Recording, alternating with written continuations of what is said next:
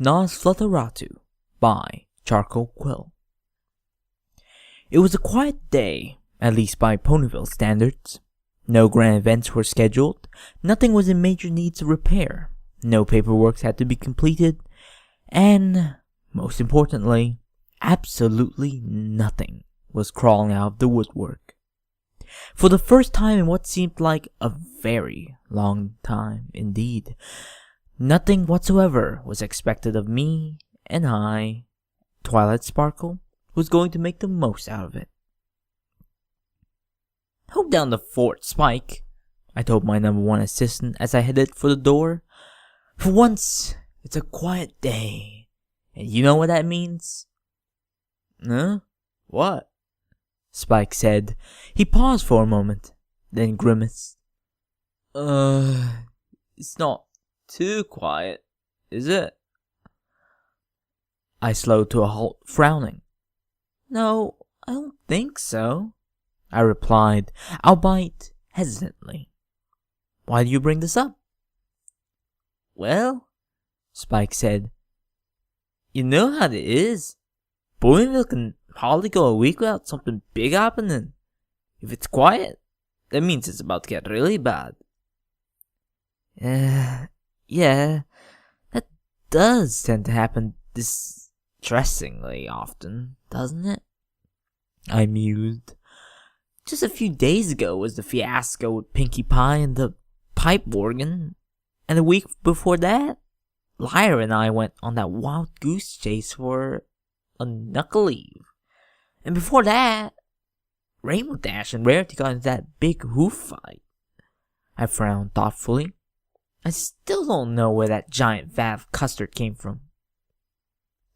Spike sighed dreamily. "I remember that." After a moment, he blinked. "Oh, Roy. But anyway, that's the point I was trying to make. How long ago was the pipe organ incident?" I froze. 7 days. Spike nodded.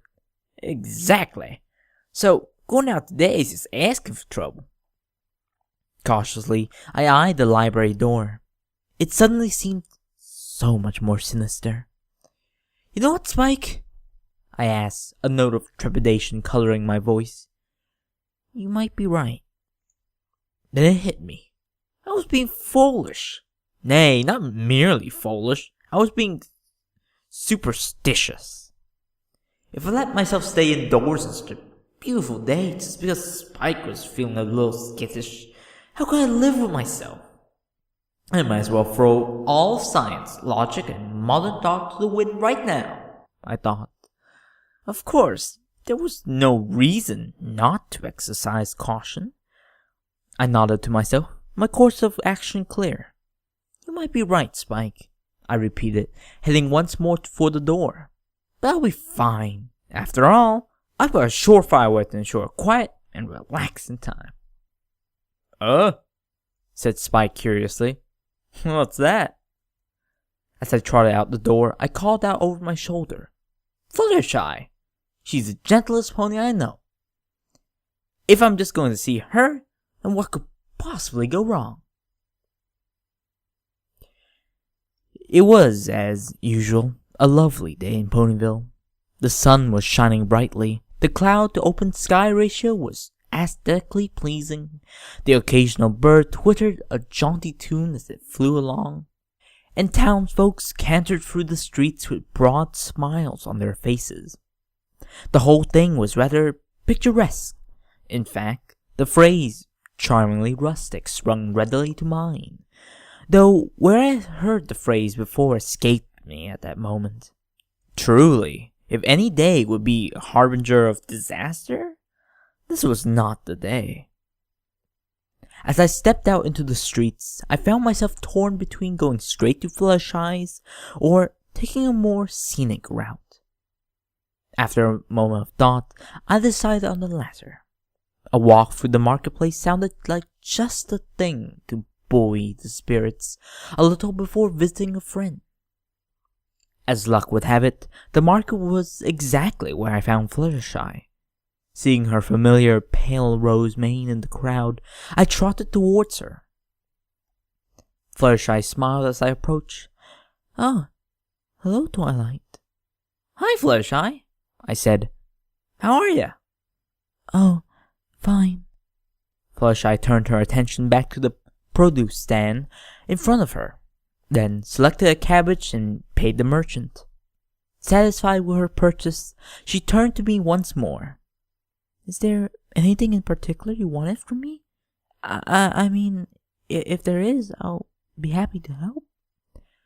I chuckled. "Well, if there's an opening in your schedule, then I would like to spend some time with you. Nothing exciting really, just quiet relaxation. Maybe we could grab a bite to eat." Fluttershy blinked. Okay.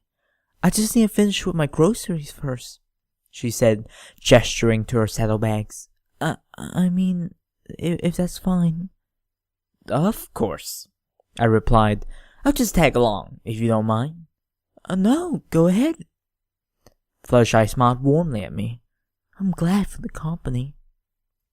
As Fluttershy trotted along to the next stand, I fell into place beside her. She still seemed a little reserved, but I knew the perfect topic to break the metaphorical ice. "So, any new arrivals at the cottage?" I asked. At once, Fluttershy became a lot more animated. "Oh yes! Why, just yesterday I met the cutest grass snake, and before that..." From there, Fluttershy chatted freely, in so much as Fluttershy ever chatters, and I was more than happy to join in. We jumped topics fairly often. One minute, Fluttershy was telling me about one of Angel's latest exploits, and the next, we were laughing over Spike's newest misadventures. Afterwards, I brought up some theories on dragon growth spurts, and it went from there. True, it was mostly small talk, but that was beside the point. Sooner than it had seemed, in fact, Fluttershy's bags were bulging. After casting a critical eye at her shopping list, she turned to me. "Well, that's everything I need. What do you want to do now, Twilight?" As if on cue, a gurgle answered Fluttershy. I looked down at my stomach, then back at her. "Lunch sound good?" Fluttershy nodded. "Some food does sound nice." She looked around for a moment until her eyes finally rested on a nearby restaurant, an Italian place with several tables outside. She pointed a hoof towards it. "Does that look okay to you?" "It's perfect. Let's get some outdoor seating, though." As I walked towards the building, I tilted my head slightly upwards, smiling as the light fell on my face. I've been cooped up in the library for the past few days. It feels so good to get some sun. I can imagine." I paused. Did I imagine it, or was there something odd about the way Fluttershy had said that? Almost wistful. As we sat down on the opposite sides of the table, I smiled at the pegasus in front of me. "Well, Fluttershy," I said, "this has been quite nice so far. We should get together more often." "Oh, yes, Twilight, that would be lovely." Fluttershy smiled back, any trace of melancholy gone, if indeed there ever was any. She lifted her menu, obscuring her face. I did the same. For a minute or two, we both sat in silence as we pored over our menus. Suddenly, my eyes widened. "Ah! Fancy Pants!" Fluttershy lowered her menu. "What?" "That's where I heard the phrase, charmingly rustic, from Rarity's friend, Fancy Pants." I chuckled apologetically. Sorry for the non sequitur. It's just that question's kind of been bothering me for a while." "Oh," Fluttershy nodded. "That's nothing to apologize for. I mean, hypothetically speaking, I can think of plenty worse things." "Really?" I said. Like what? At that moment, a waiter glided over to us in that curious way that the more experienced serving ponies are so adept at. Have you reached a decision, madame? I laid my menu down. Yes, I have. I would like the fettuccine and garlic Alfredo sauce, please. And an artichoke salad for me, please? Fluttershy added quietly. The waiter nodded. Of course. And would either of you like anything to drink? I frowned thoughtfully. Sure. Why not? A glass of milk, please. What about you, Fluttershy? No, thank you. Fluttershy averted her gaze. I didn't see anything I would like to drink. The waiter raised an eyebrow. Are you sure, madame? I could have the wine list brought out for you, if you would prefer. Fluttershy shook her head fervently. No, that's quite alright. I don't drink. She paused, then mumbled, wine. As you wish. At that, the waiter drifted away. Once more, silence filled the space, but this time neither of us were forthcoming with a topic. Quietly, I arranged it and straightened the silverware in front of me, but that only killed a few seconds. With nothing else to do, I contented myself with carefully studying Fluttershy's expression, trying to guess at her thoughts. After a moment, I frowned. Was she looking a little paler than usual? Were those bags under her eyes? Twilight, is something wrong? I blinked. Sorry, Fluttershy. Before continuing, I cleared my throat. It's just, well, are you feeling alright? You seem a little... I paused. Tired? Ill, perhaps? Oh, Fluttershy blushed. It's nothing. I'm just, a little sensitive to sunlight, that's all. She looked away. It's not normally so bad, but it's getting close to summer, so I'm starting to feel a little out of sorts. She squinted a little. The sun kind of hurts my eyes. My eyes widened. Why didn't you say so? If I had known before, we could have taken a table indoors. I didn't want to be a bother, Fluttershy mumbled. Nonsense. I smiled. It's no bother to make you more comfortable. The corners of Fluttershy's mouth twitched upwards. Her response carried the barest hint of wryness. I could say the same thing about you, you know. I rolled my eyes. Okay. You have me there. But I think easing your discomfort takes top priority. If you say so. Tell you what, I bet Rarity's just looking for an excuse to make a hat. I winked. Once we're done with lunch, why don't we see if we can get you one with an extra wide brim? Fluttershy's smile widened. That sounds nice. The waiter drifted over again. Your food, madame. He sets our plates down, then slipped away. I breathed in the sharp aroma of garlic that wafted from my plate. I can't wait to dig in. It smells so good. I scooped up a forkful of pasta, then chewed it slowly. It was exquisite. I swallowed, then licked my lips. Delicious. How's your salad, Fluttershy? She didn't answer. I looked up to see her leaning as far away as possible, staring at my plate as if its contents were alive and wriggling. Fluttershy? I frowned. Is something wrong? I wasn't expecting quite that much garlic, Fluttershy said breathlessly. It's a little, well, overpowering. Oh, I replied. I didn't know you hate garlic. Fluttershy blushed. Hate is a little strong of a word. It's just sort of... She hesitated. Repels me. Repels? I frowned. That's an odd choice of word. Trust me, it fits, Fluttershy said. I shrugged. If you say so, I replied, scooting my plate further away from her. Just be careful. Between this and the sunlight, ponies might start to think you're a vampire or something. I chuckled quietly at my chest. Fluttershy nodded. Exactly.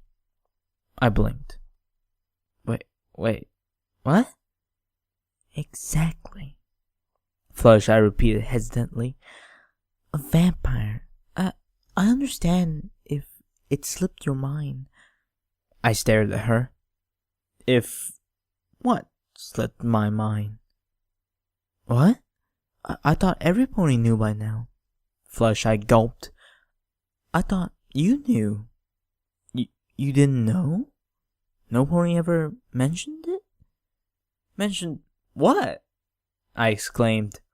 Fluttershy, just tell me what you're trying to say. Fluttershy hid her face behind her mane. Well, Twilight, She paused. I'm a vampire. What was that? I'm a vampire. A little louder, please? I'm a vampire. Huh? I stared at her, uncomprehending. Of course, I knew what the words themselves meant. I, indicating the timid, butter yellow pegasus who now sat in front of me, wearing an expression of mild worry, and vampire, meaning the undead, blood-sucking fiend in pony form. It's just that when faced with making a connection between the two images, my brain simply threw its arm into the air and said, screw this, I'm out of here, leaving the rest of me to sit there in numb bewilderment.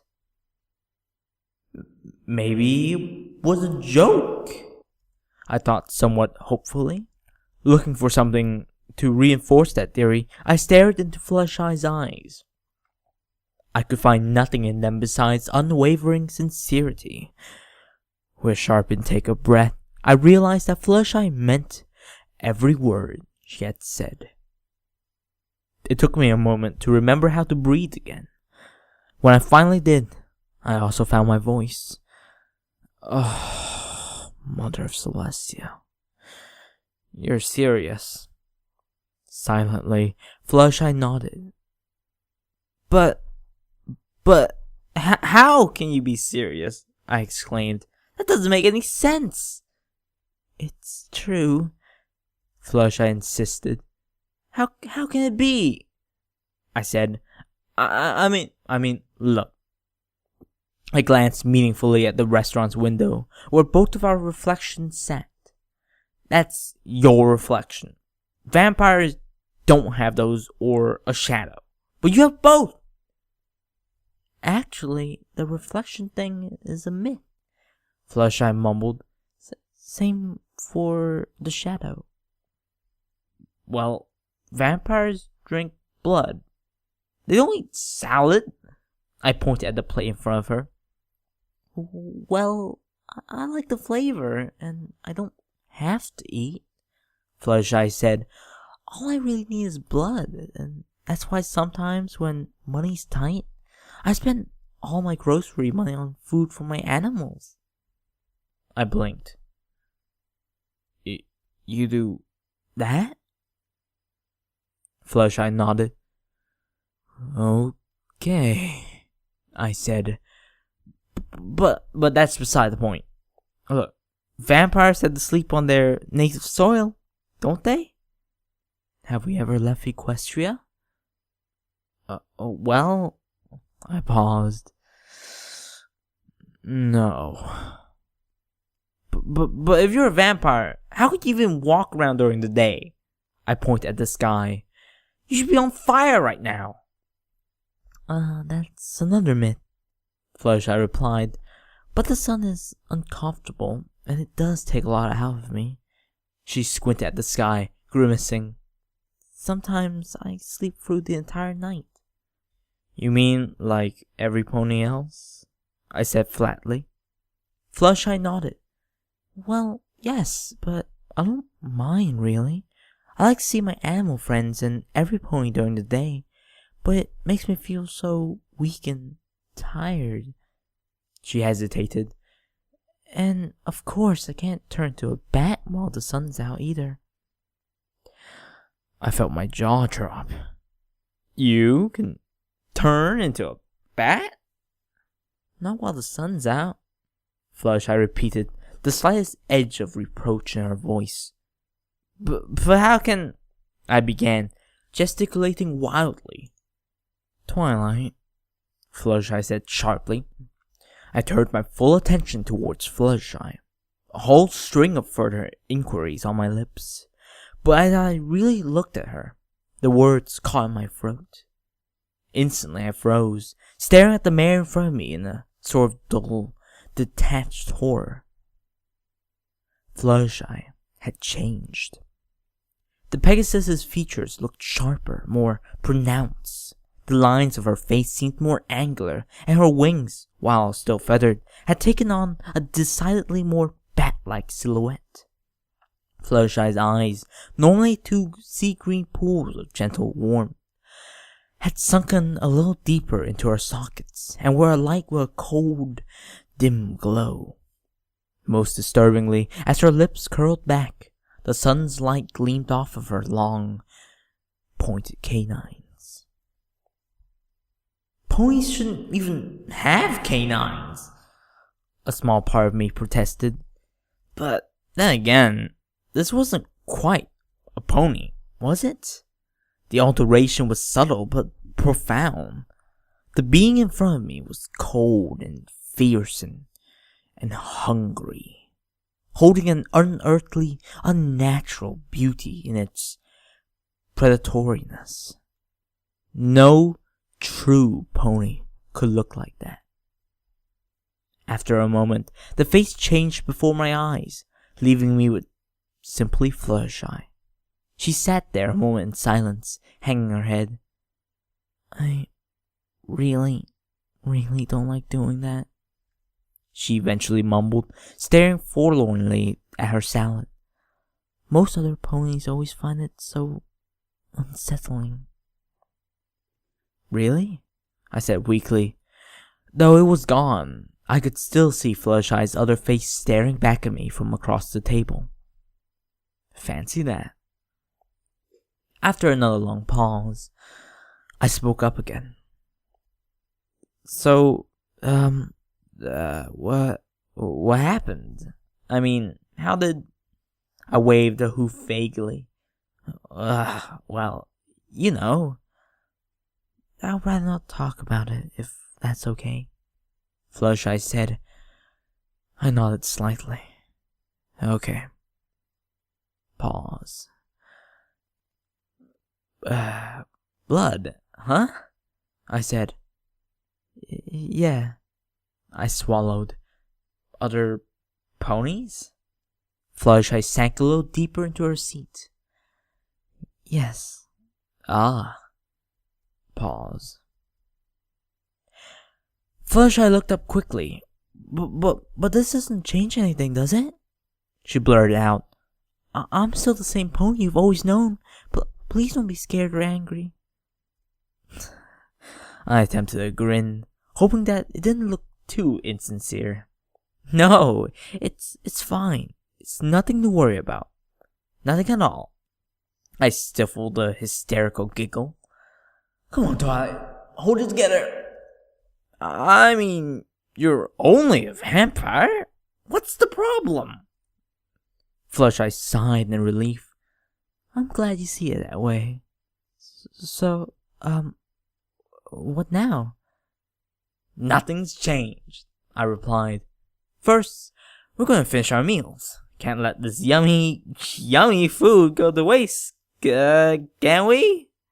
I frantically slurped down a garlicky mouthful of pasta. Then after that, we're going to see Rarity so you can get that hat. And I can get some answers. I had it silently. It was only until much later that I learned that Rarity owned a suitcase filled entirely with dirt from Fluttershy's garden, presumably for just such an occasion. At least, I think that's why. Come to think of it, I hadn't asked. Rarity was all smiles when I walked into the Carousel Boutique, Fluttershy in tow. "Why, hello, Twilight," she purred. "Oh, and Fluttershy, what brings you two here?" "Fluttershy needs something to keep the sun away," I said quickly. "Think you can whip something up?" "Oh, but of course," Rarity replied. "Why, I was just thinking to myself that wide-brimmed hats were about to make a comeback." She turned to a nearby rack of fabric, levitated a few bolts of cloth, and trotted towards the next room. "Fluttershy, come with me. Your presence will be integral to the creative process." For the next hour and a half, Rarity chatted gaily with Fluttershy while I sat in the other room, doing my best not to have a nervous breakdown while mindless panic and frantic inquisitiveness vied for dominance within my brain. Finally, the pair of mares, of course, not emotions, returned to the room, one of which was sporting a new hat. "And I must say, its band matches your eyes so well," Rarity said, addressing Fluttershy. The fashionista turned her attention to me. "Oh, I'm sorry, Twilight. You weren't bored, were you?" No," I replied somewhat unsteadily. "I had a lot to think about." "Yeah." Rarity nodded. "Ah, well, what do you think?" She gestured grandly to the hat that sat atop Fluttershy's head. True to expectations, the hat had a very wide brim, a fact only accentuated by the low, flat crown. Though the rest of the hat was a sooty black, a thin, turquoise band at the base of the crown added a splash of color. Though I wasn't sure why, something about the whole thing seemed somewhat unsettling to me. "It suits her," I finally said. Fluttershy smiled. "Thanks, Twilight," she murmured. "It does suit her, doesn't it?" Rarity smiled.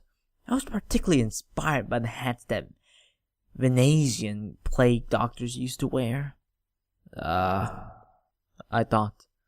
"So that's it. It's a little macabre, I suppose," Rarity continued. "But Fluttershy pulls off the look so well, doesn't she?" Yeah. I paused, trying not to remember those eyes, those fangs. The sooner I could wrap things up, the better. "She definitely pulls it off. So, how much will it cost me?" Fluttershy's eyes widened. Oh no, Twilight, you don't have to pay for it. I can..." Rarity held up a hoof. "Now, darlings, it's fine. I'm more than willing to cover the cost of the materials." I blinked. "Oh, that's awfully generous," Rarity suggested, smiling. "Don't mention it." If you insist," Fluttershy said. She glanced at the clock, and her eyes widened. Oh no, She gulped. "I really need to get back home. Twilight, you understand, right?" I nodded, pleased with my luck. "Of course. I need to talk to Rarity about, I hesitated. Something, anyway." "Okay, see you later then?" Fluttershy said, trotting towards the door. "Sure," I replied. "Have a good day." See you later. Goodbye, Twilight, she called back. I'll tell Angel you said hi. Yeah, you do that. I waited for the door to close completely.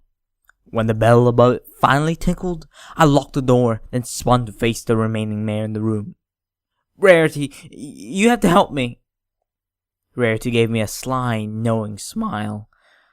Something about it worried me. My, Twilight. First you and Fluttershy go to a restaurant together, then you try to buy her a hat? I want details, she trilled. I blinked. What? Details? Why, of course, Rarity said. You two make such a cute couple. I want to hear about everything that happened during your little date. The date? I paled, or possibly blushed. Well, at any rate, I was thoroughly mortified, and I would have bet my bottom bit that my face gave that fact away. Yes, I didn't expect either of you of all ponies to make such a bold move, Rarity continued. And at first glance, you two do make an odd couple. And this will definitely change the dynamic between the six of us. But the heart wants what the heart wants, does it not? She sighs dreamily. I hope it works out between the two of you. I can't wait to design the wedding dress. A quick glance at a nearby mirror confirmed that I had turned beet red. Blush it is. Wedding dresses? I stammered. That wasn't a... Rarity, why would you even think that? You mean you two weren't... Oh. Rarity's face fell. I guess I should have asked Fluttershy about that before jumping to conclusions. I face hoofed. In what way does me and Fluttershy being romantically involved constitute as a logical conclusion to jump to? Rarity's face reddened slightly. I might have read a few too many romance novels lately. What kind of romance novels have you been reading? Never mind that, Rarity said quickly. Well, if that wasn't a case of post-date jitters you had, then what do you need my help for? Oh, right. Thankful for a less disturbing topic. And considering what it was, that's saying quite something. I pointed back at the door. Rarity, did you know that Fluttershy is a vampire? Rarity didn't bat an eye. Of course, darling. Every pony knows that. My train of thought abruptly jumped its rails. What? Wait. Now Rarity blinked. Do you mean that you didn't know? I'm sure it would have come up in conversation at least once. Well, it didn't. But you couldn't tell by yourself either? She asked. It wasn't obvious? What do you mean by that? I snapped. Rarity gave me a level look. Think, darling. Every time we and the other girls have had a group hug, then you notice something unusual. As I thought about it, memories of certain sensations crossed my mind. The tight embrace of 5 bodies around mine. 4 were warm, but one pony always felt cold. I said slowly. Rarity nodded. And the stare, too? Not any pegasus can do that. What do you think that was? Weaponized kindness? I don't know. Okay? I said. I stopped trying to figure out that sort of thing after the whole pinky sense incident. Well, from what I hear, the whole compelling gaze thing is fairly standard for vampires. Rarity continued. And of course you remember the gala? My brow furrowed. What about the gala? You remember how the animals in the garden were avoiding Fluttershy, don't you? Rarity said. Though vampires tend to get along decently with predators, most other animals instinctively fear them. All the animals in Ponyville area either knew Fluttershy before she was turned or eventually got used to her. But the animals at the gala didn't have either luxury, and a cue mark can only help so much. But that would mean that Fluttershy had to have already been a vampire back then too. I swallowed. Rarity? How long has Fluttershy been a vampire? When did this happen? And how the hell did I not notice? Rarity gave an apologetic smile. Well, of course you didn't notice, she said. You were still in Canterlot. Fluttershy was turned 3 years before you first came to Ponyville. My eyes widened. Are you telling me that the entire time I had known her, Fluttershy's been a vampire? The entire time? Rarity rolled her eyes. Yes, that was the point I was trying to get across. Oh, is it? I exclaimed. Well, what a relief. I mean, I figured out one out right off the bat. If you'll pardon the pun, pretty impressive, considering it's only taken a few years for me to learn that Fluttershy is a vampire in the first place. Rarity held up a hoof. Twilight, calm down. Calm? Who isn't being calm? I replied, voice rising. Why shouldn't I be calm? I mean, all I learned is that one of my closest friends is, and has been ever since I first met her, an undead, blood-drinking horror. Twilight, Rarity said. You know, if it's taken me this long to realize Fluttershy's a vampire, who's to say that I don't know any other vampires either?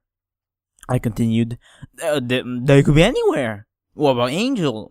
Is Fluttershy's bunny one of them too? Twilight. And Spike! I shouted. His teeth are pretty sharp, come to think of it. Maybe I've been living with a vampire all along. I just haven't noticed. Twilight, Rarity snapped. Calm down. You're starting to become hysterical. It took me a moment to realize I was hyperventilating. All at once, a wave of embarrassment washed over me. I did my best to slow my breathing. I'm being a bit foolish, aren't I said quietly. Thanks, Rarity. Rarity chuckled. It's what I'm here for. It's just... I hesitated. This is a lot to wrap my head around. I'm not sure what to think. Rarity patted me reassuringly. I understand, darling. Is there any way I can help? Maybe, I said slowly. I want to know more. Maybe some more information will help me to understand. Very well, Rarity said. I'll tell you what I can. What do you want to know first? I paused. I had so many questions clamoring for my attention, but I eventually decided on what happened to Fluttershy in the first place. How did she become a vampire? Rarity's eyes lit up. I was hoping you would ask me that. She levitated a smallish chest out from behind the boutique's counter, set it down in front of her, and then closed the drapes. The room's interior darkened considerably. I narrowed my eyes. Rarity, what are you doing? Relax. I'm simply setting the stage, as it were. In a businesslike manner, she opened the box and pulled out... I blinked. That's a Fluttershy doll. Yes, Twilight, I know. Cautiously, I poked at the plush little simulacrum. It gave a soft squeak. Why do you have a Fluttershy doll? Hush now, Rarity replied, levitating more objects out of the box. Dolls, costumes, miniature houses. I'm going to be reenacting a tale of gothic horror and suspense, if you must know right away. I raised an eyebrow. With that? Rarity glared at me. Well, of course. It's not going to work if you're going to keep your hooves planted firmly in the realm of skepticism. Do try to give me a little credit, will you? I rolled my eyes. Very well. Whenever you're ready. The lights went out. A dim, warm glow illuminates the middle of the room like a candle's glow. It reveals Fluttershy's cottage in miniature. Rarity's voice came to me as a ghostly whisper. Twilight, have you ever wondered why Fluttershy always locks herself away and turns away visitors on nightmare nights? Because she's Fluttershy? I hazarded. An easy assumption to make. Rarity's voice carried a trace of amusement.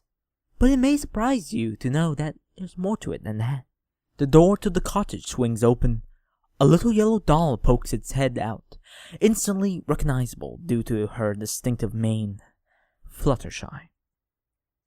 Believe it or not, Fluttershy actually used to enjoy Nightmare Night.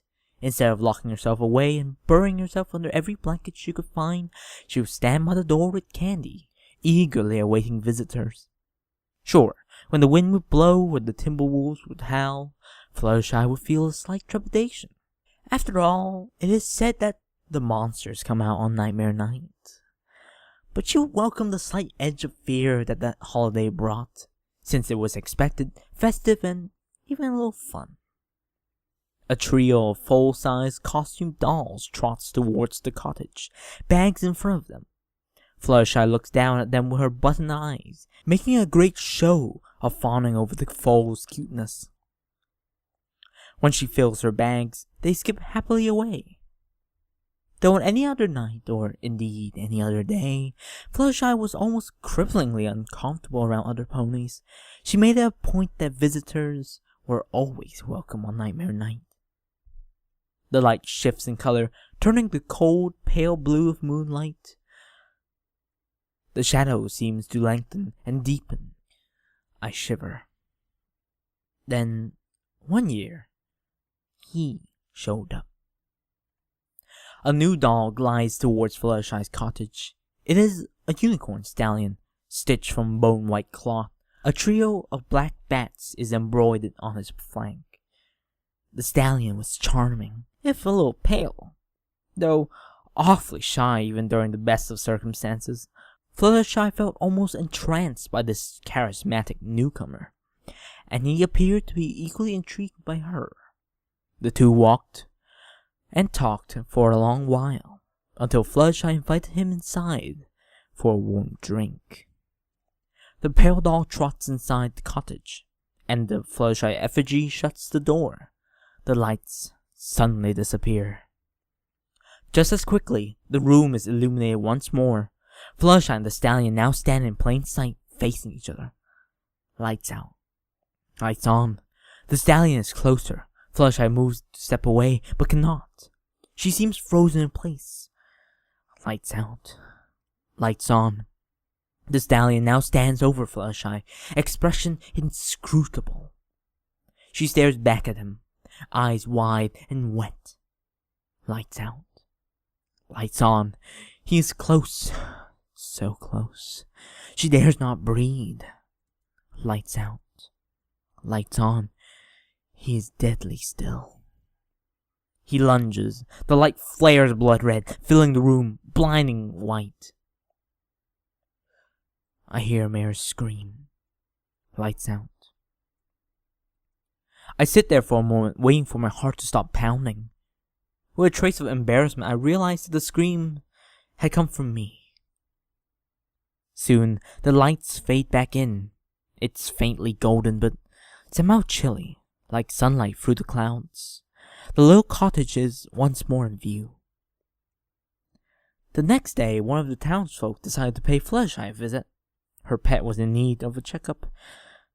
It was that mare who found the bloodless corpse on the living room floor. The door to Fluttershy's cottage opens. Another doll, with dark cloak and a shovel across its shoulder, pulls the limp form of Fluttershy behind it. The gravedigger drags the lifeless doll over to the chest, then dumps it in, and shuts the lid. Every pony was shocked and saddened by Fluttershy's death. She was so young, they said, but hardly any pony actually knew her well enough to show up to her funeral. Her burial was a quiet affair, and only a few ponies lost much sleep over it. As the light dims, a single pegasus flutters over to the chest. The rainbow-maned doll places a single cypress flower on the lid. Then the light fades out completely. The light fades in once more, revealing the chest, but now it is opened and empty. If every pony had been shocked by Fluttershy's death, they were simply appalled by her disappearance. A grave robber in Ponyville? Something like that had never happened before. And whatever would some pony want with the body? Feelings of unease steadily rose, and would have simmered to widespread hysteria by nightfall, had Fluttershy not shown up at dusk, apologizing to the graveyard's groundskeepers for the mess she had made when crawling out of her own grave. Suddenly, Rarity opened the curtains, and the room was bathed once more in the warm light of the sun. "So, there you have it," she said, then turned to her chest and started packing away her dolls. I blinked. "Wait, that's it?" Rarity froze. "That's it? That's all you have to say?" She turned to me, her eyes filled with a strange intensity that even now I cannot describe. "Don't you understand, Twilight? Fluttershy used to love Nightmare Night. Although its ghosts and ghouls scared her, it was still fun. Because she believed that they weren't real. But that night, Fluttershy didn't just find out that she was wrong about the monsters. She became one." "But why did you end the story there?" I protested. "There's gotta be more to it than that." "Not really," Rarity said. "You wanted to know how Fluttershy became a vampire, so I told you. What came next wasn't exactly relevant to the question, was it?" "Well, I guess not, technically," I conceded. "But I still want to know. Besides that, the entire story is full of holes," I exclaimed. "What happened to the first vampire, for instance? If he was so intrigued by Fluttershy, then why did he disappear after turning her?" "I don't have all the answers, Twilight," Rarity replied, irritated. "I only know what Fluttershy told me, and she didn't know that either." "I see." I frowned. "Well, if that's all you know, then why didn't you just say that Fluttershy was bitten by a vampire on Nightmare Night? We could have wrapped all this up in less than 30 seconds. Rarity shook her head sadly. "Twilight, Twilight, Twilight. What's the point of telling a story like that if you don't make it into an experience?" I could tell right then and there that Rarity wasn't going to be much more help. So I decided to look elsewhere for answers. Really, I thought to myself, I should have gone to the one pony who would give me the blunt, unembellished truth in the first place. And so that train of thought led me to Sweet Apple Acres, where I found Applejack and Big Macintosh. Both of them were pulling a cart of empty baskets into the orchard, but as I approached, they slowed to a halt. Applejack tipped her hat to me. "Howdy, Twi." "Hi, Applejack," I replied. "Hello, Big Mac." Big Macintosh nodded, his expression neutral. "Yup." "So, what brings y'all out here today?" Applejack said. I sighed. "Well, Rarity told me a rather..." I hesitated. "Interesting story earlier, but I wanted some more details. I thought you could help." "Sure thing." Applejack slipped out of her harness, then trotted to the back of her cart. "Well, I can't guarantee much. I'll be happy to fill in any gaps I can. Now, which story are y'all talking about?" Nightmare Night," I replied, "and Fluttershy." Both members of the Apple family froze. They stood there for a long moment, motionless. But then Applejack turned her head towards her brother. "Big Mac, would you mind heading out to the South Orchard right now?" she said, voice curiously level. "I think I got this one covered." "Yup."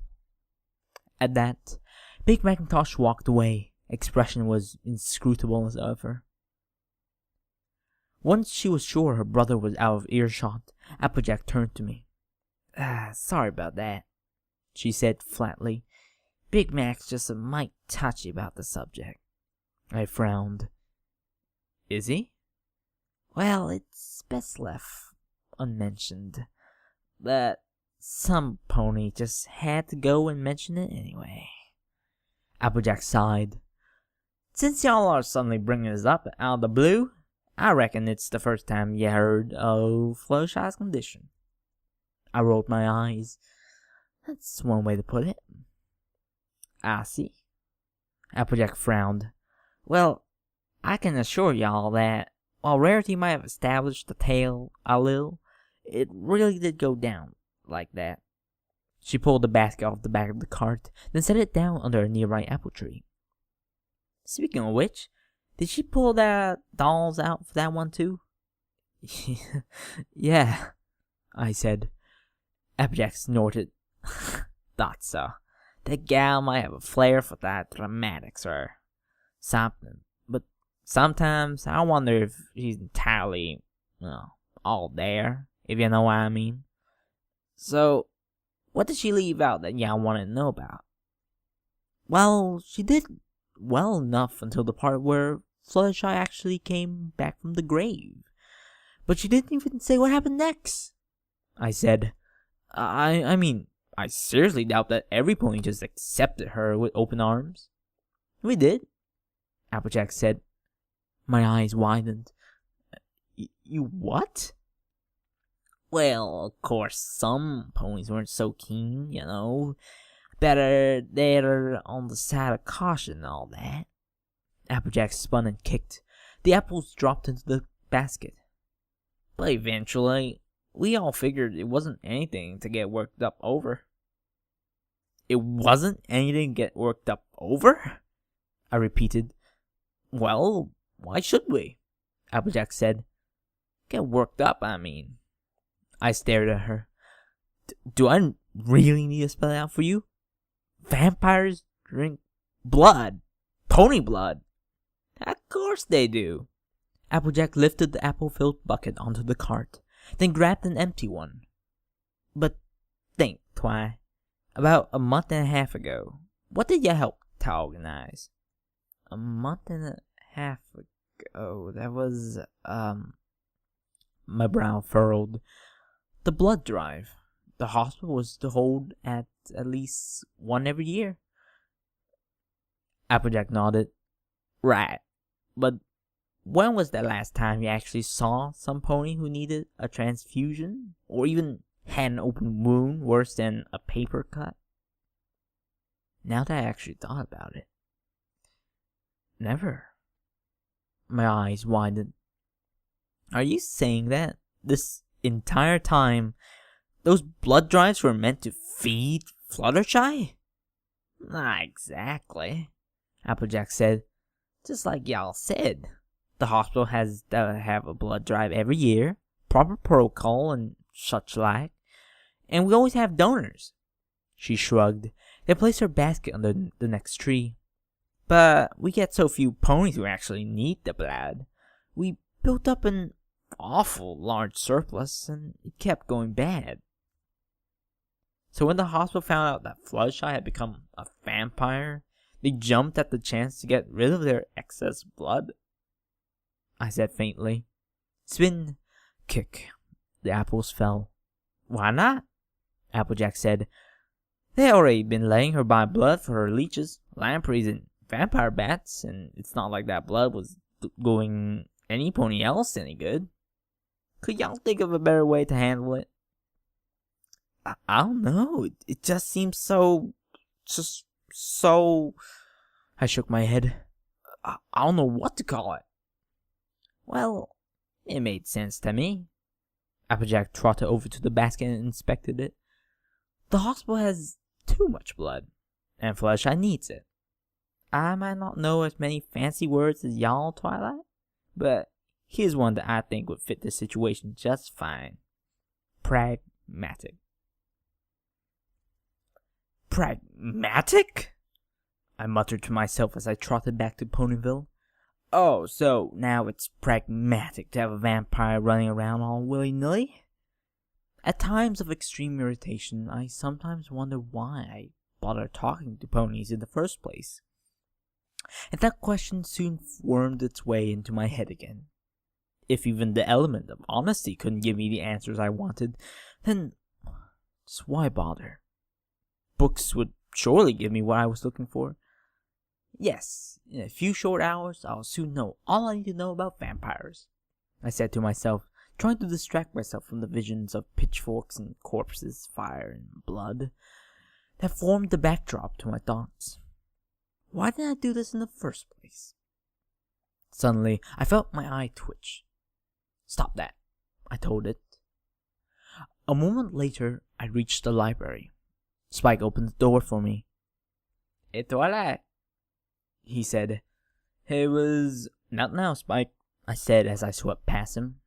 Spike is pretty perceptive when it comes to my mood. One look was all he needed to tell I was in uninterrupted research mode. At once he slipped quietly away. A few minutes later, he reappeared with a cup of my favorite tea. But after that, he remained out of sight, leaving me with only my books and my thoughts. I took both upstairs, settling in at my desk. In regards to the books, I had few non-fictional works. If I ruled out the various horror and romance novels I found on the shelves, then that left only regional folklore for me to rely on. Even those conflicted with each other on many points. For instance, most of the texts couldn't agree on what a vampire actually looked like. Shadow, no shadow, reflection, no reflection, fangs, no fang, pale skin, ruddy skin. No matter how much I cross-referenced, when it came to identifying a vampire, the books were about as useful as a taffy hammer. When it came to vampire behavior, however, the texts agreed more or less unanimously. Vampires, they said, were vicious, horrific monsters, returning from dead to prey upon the living. Nocturnal by nature, a vampire would emerge at night to stalk victims, using its will-crushing gaze to make easy prey of its targets. Any pony drained of their blood and forced to drink of vampires would come back from the grave themselves, driven by an irresistible thirst for fresh, warm blood. The thirst was so great, the book said, that it twisted the vampire's instincts and even its mind, usually overriding any preconceived notion of loyalty, friendship, or love. Even those who tried to resist could not do so for very long. Frowning, I pulled my eyes away from the pages. The way my books described it, Fluttershy shouldn't be content with only little bags of blood. It might tide the vampire over for a little while, but if she continued to be around other ponies, she would eventually lose control. Is that really true? I wondered. It might all be made up, but if it is, then how come all the books agree about it? I gulped. I guess I have to believe them. Which means that either Fluttershy is a major self-control guru, or a ticking time bomb. I hoped to Celestia that it was the former, but if it wasn't, I would need to know more. I hesitated a moment longer, taking a long draught of lukewarm tea, before I forced myself to move on to the next order of business. Weaknesses. There was a little more dispute between the books on how to combat vampires. Most agreed that a wooden stake to the heart would kill a vampire, as would fire or beheading. Similarly, garlic would keep vampires at bay. They could not enter a home without invitation, and sunlight would tire and weaken them. Other methods listed seemed a little more dubious. Some sources also claimed that vampires could not cross running water, but since Fluttershy's cottage was right in front of a stream, I took this with a grain of salt. A couple of other books mentioned that you could kill a vampire by placing a slice of lemon in their mouth. I glanced at the lemon in my tea. It seemed both risky and far-fetched, but I would try it if I absolutely had to. Note to self, ask Fluttershy about lemons, I thought. One particular detail, mentioned in many books, caught my eye. Apparently, some unicorns could create an anti-vampire weapon called solar water. Fresh spring water, enchanted to absorb and store the heat of the midday summer sun, would merely feel uncomfortably hot to a normal pony, but would burn through vampiric flesh like the strongest of magical acids. Several books mentioned solar water, and one even had the instructions for the spell. Yes, I muttered, my eyes poring over the recipe in front of me. Yes, this would be perfect. I'll just make a batch or two of this and I paused, shifting uncomfortably. And what exactly? A brief stirring of purple, just barely within my peripheral vision, caught my eye. I turned. Across the room stood my mirror, and within it, of course, was my reflection. Upon seeing it, several thoughts flashed by in the space of a second. My first reaction upon seeing it was one of relief. I still had a reflection. That was still me, albeit with frazzled mane and shrunken pupils. The vampires hadn't gotten me yet. My next thought promptly reminded me that particular myth was exactly that. A myth. I felt a brief twinge of panic, but quickly stifled it. Finally, I actually noticed what my reflection looked like. Gingerly, I touched a hoof to my unkempt mane, stared into my bloodshot eyes and pinprick pupils. How did I not notice before? I thought. The last time I looked like this. Well, I always tend to screw things up whenever this happens. I took a deep breath. Maybe this vampire thing is bothering me more than I thought. Well, no longer Twilight, I told myself. I levitated my brush off the dresser and began dragging it through my mane.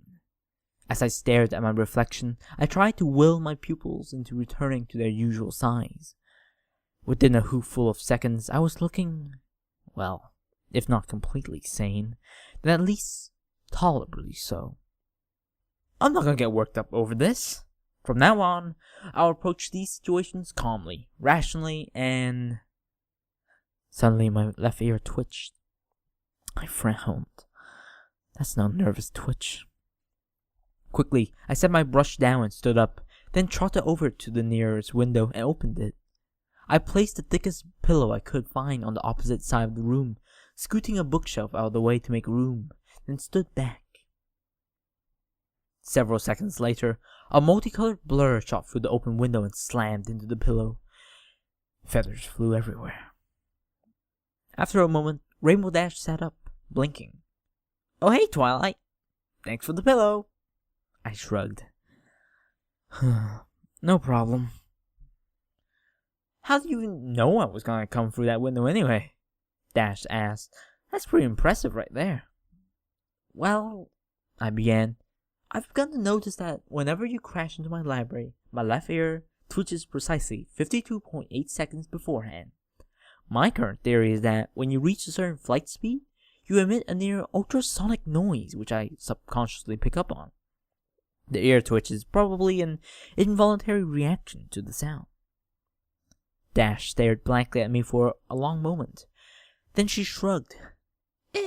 Or maybe Pink Pie is just rubbing off on you." I froze. "I certainly hope not.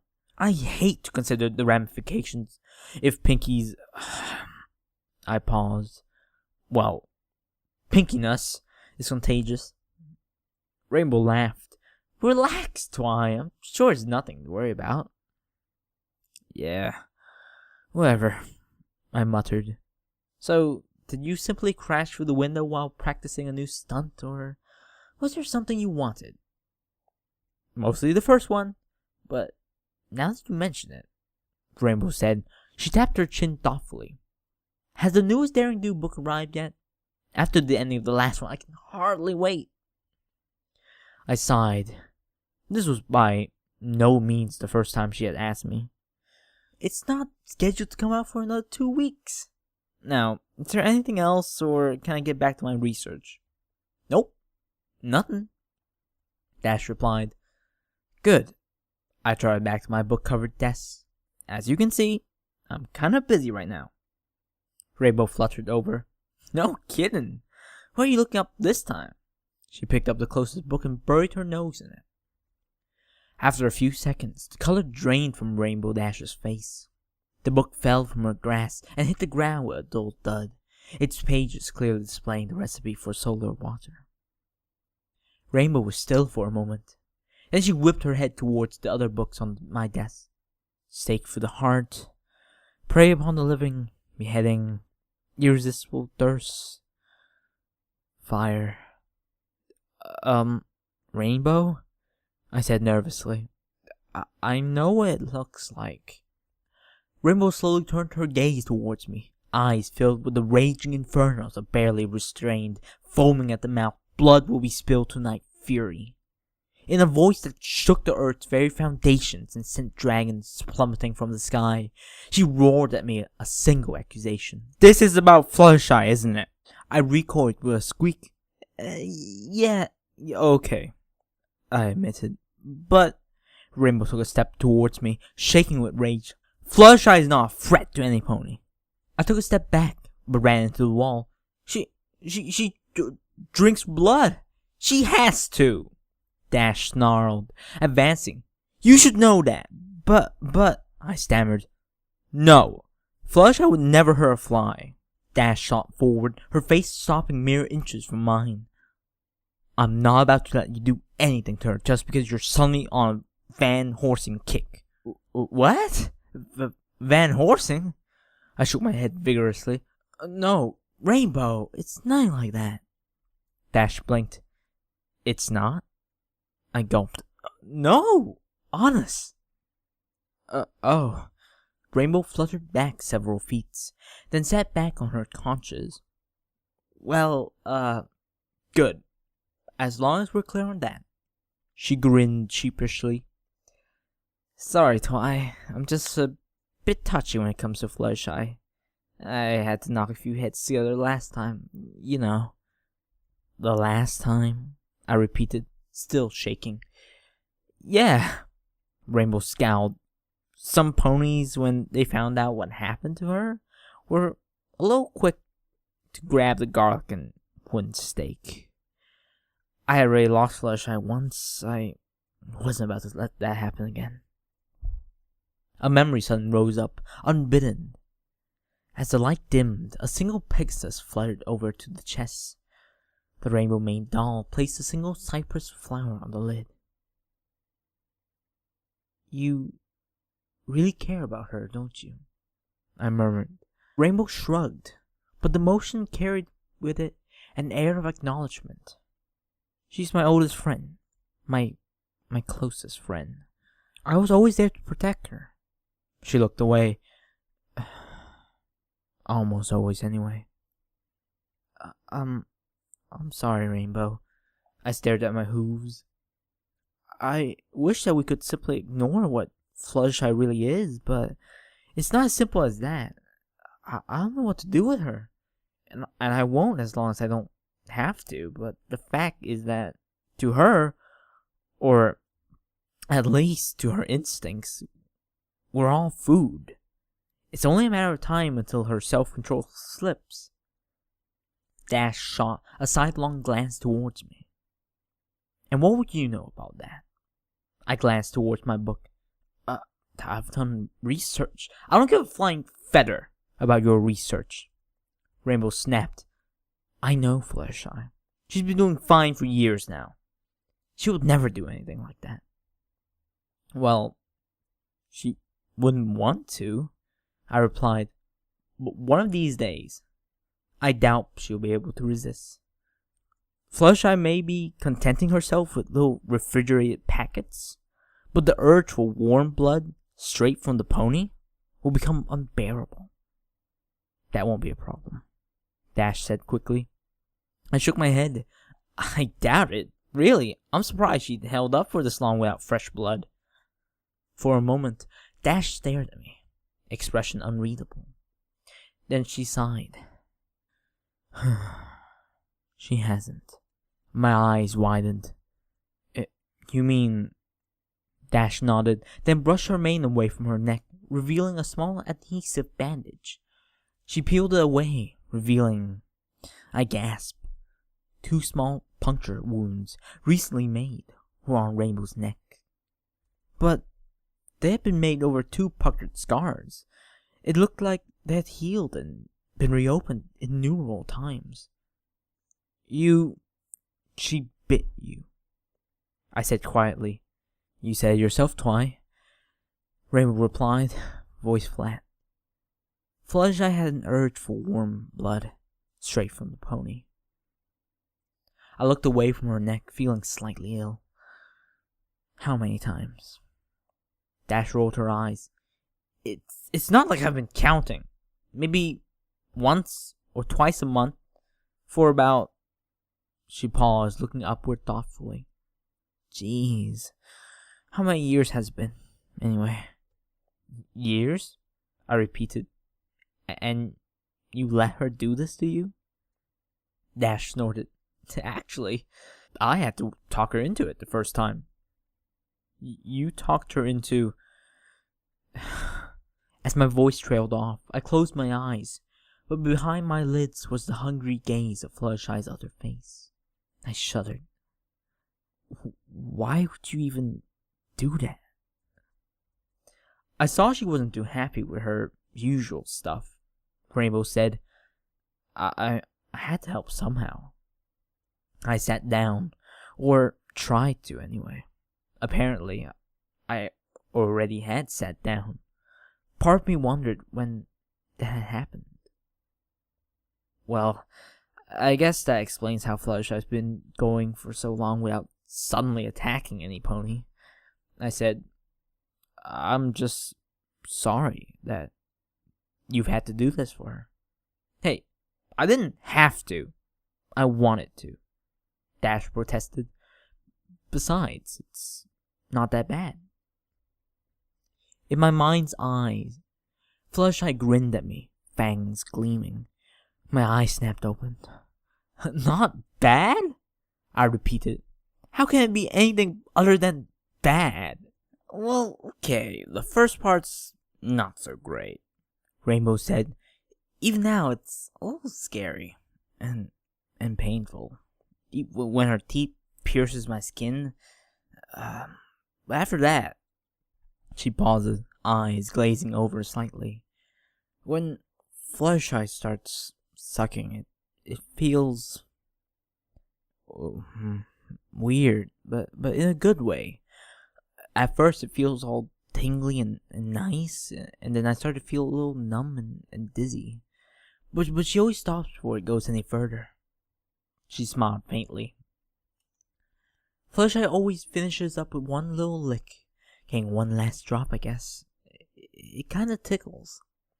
Her face reddened a little. Then she gives me a bandage, and we have cookies and juice. And you enjoy it? I breathed. Well, yeah. Dash rolled her eyes. Fluttershy's cookies might not be quite as tasty as Pinky's, but they're still pretty dang good. I put a hoof to my face. No, not that. Before hoof. Oh. Rainbow grimaced. Yeah, I guess it's... She hesitated. Sort of a rush, you know? Not like flying, but nice. I tried my best not to give Rainbow a weird look. Honestly, I really did. Hey, don't look at me like that, Dash said reproachfully. I grimaced. Pony feathers. Sorry, Rainbow. I guess I still don't really understand. Dash turned and fluttered towards the window. Yeah, well, I'm done talking about it. Find somebody else to be freaky and judgmental around. But stay away from Fluttershy until you've got everything worked out. She paused, standing on the windowsill. I would hate to have to choose between any of my friends. But if you make me pick between you and her... She paused for a long moment, then grimaced. Look, just don't do it, okay? With that, she leapt out the window. As Dash flew away, I closed the window, then turned around. I sat back down at my desk, feeling curiously numb. Rainbow wouldn't really... I I couldn't even think it. Would she? Yes, I decided, shivering. Yes, she would. Slowly, I opened my eyes and sat up. The moonlight played across my desk, spilling over piles of books. Around me were shadowy silhouettes which I knew to be furniture, mundane by day, but made unfamiliar by the darkness. I must have fallen asleep, I said out loud. I sighed, even after several more hours of research and apparently taking a nap in the middle of it. I was still no closer to figuring out how to deal with Fluttershy. Hush now, quiet now, I jolted. The voice had come from nowhere. I looked around the room, but deep shadows obscured my sight. Who's there? I asked. The phantom voice continued to sing in a littling whisper. It's time to lay your sleepy head. Fluttershy? Is that you? I stammered.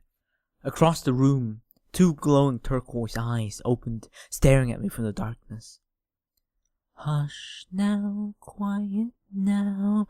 Why are you... I began. Flash. Yellow.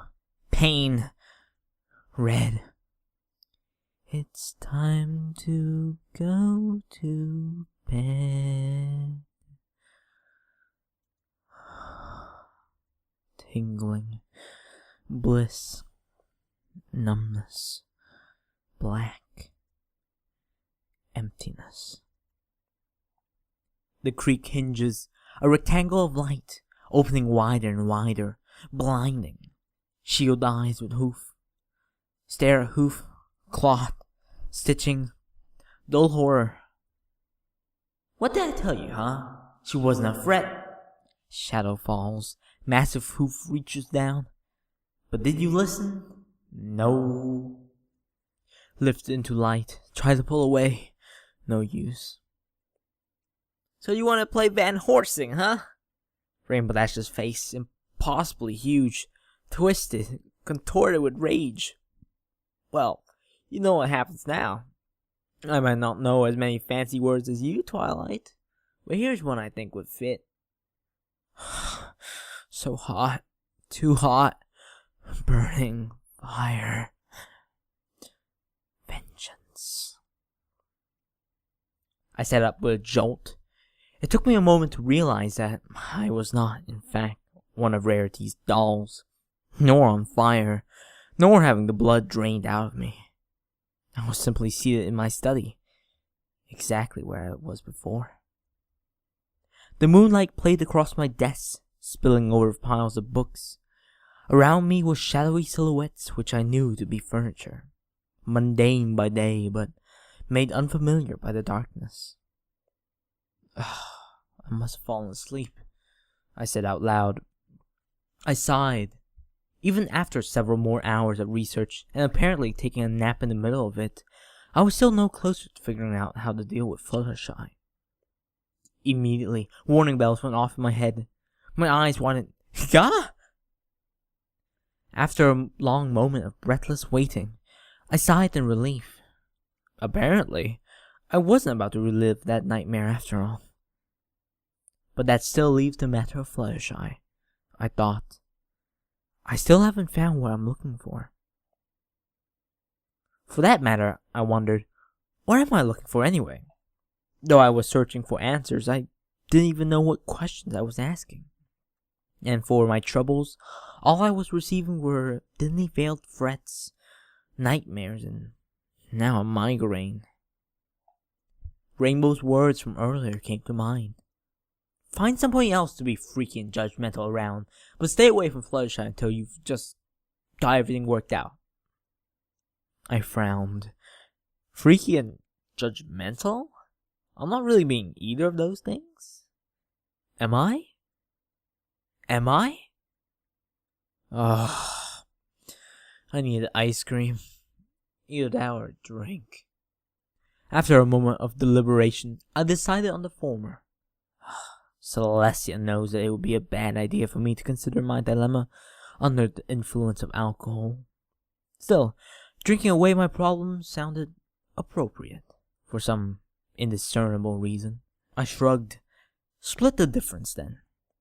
I opened the library door, stepped into the moonlight, and pointed myself towards my destination. I would probably run into Pinkie Pie, but heck, why not? I had already talked to every pony else, for what little good it had done. Chances are, I would run into her even if I tried to avoid her, so best not to put it off. As I plodded into Sugar Cube Corner, a tiny bell jingled cheerily above the door. I shot at a glare. Had it always been there? If not, then it figured that it would be here today, just to mock me. I looked around the room. As usual, brightly colored confectionery filled the area. But due to the lateness of the hour, the room was mostly pony-free. In fact, the only other pony I could see was a dusty red pegasus who sat in the corner of the room, picking at a half-eaten tart. She wore a battered slouch hat and a sullen frown. With a note of bitter amusement, I realized that her expression probably mirrored mine. "Welcome to Sugar Cube Corner. How may I..." Le gasp! Oh, and Pinkie Pie. Pinkie was there too. I turned to see the pony in question standing behind the counter, staring at me with wide blue eyes. "Twilight, you're down in the dumps, aren't you?" I grunted. "How perceptive of you." Suddenly, a little flickering flame appeared directly in front of my face. I focused on it for a moment, then looked past the lighter and the outstretched hoof that held it. Pinkie was staring at me, her expression a mix of pity, understanding, and mild schadenfreude. "Rough day?" she asked. I blinked. What? "This is the perfect time to try out my new sympathetic partner stick," Pinkie cheerfully replied. "Got my lyre, my rag, and my empathy face, though I think that last one might have a little too much schadenfreude in it." She flicked the lighter again. "Rough day? Come on, Twilight. Be a lonely drunk." "Stop flicking at me." I pushed her arm out of the way. Pinkie pouted. "Work with me here. How else am I supposed to do my bartender thing?" "You could get me a freaking drink," I suggested, sliding onto one of the stools by the counter. "Okie dokie loki." Pinkie grinned at me. "Pick your poison. Cider, whiskey, rum, or..." She winked. "You seem like the vodka type to me."